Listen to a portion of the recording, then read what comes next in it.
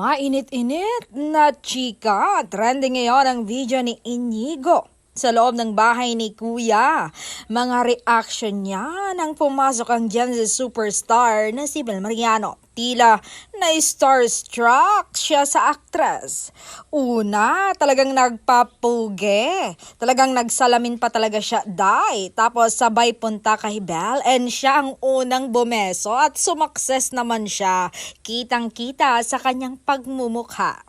At isa pa, nakapagpalit siya ng damit.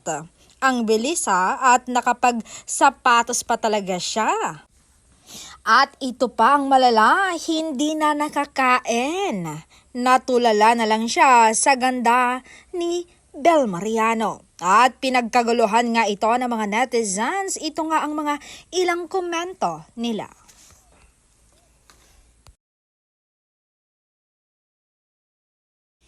Hirit nga ni Lensal, grabe kilig niya dyan kay Bel. Tagus talaga. Ay naman kay Teresa Mendoza, cute Inigo.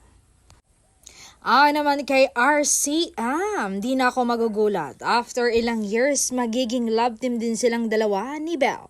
Ay naman kay Kate, nagbihis pa yan siya.